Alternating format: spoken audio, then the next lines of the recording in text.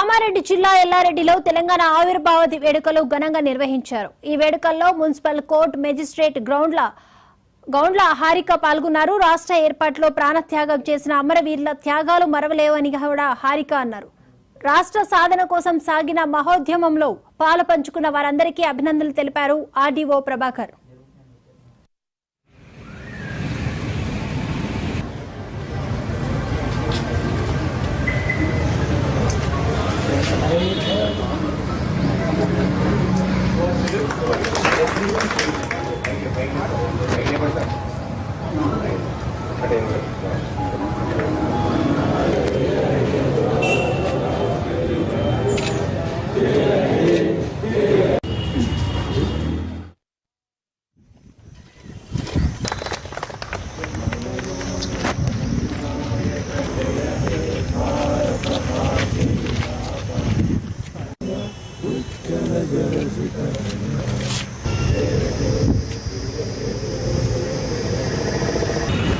atau malah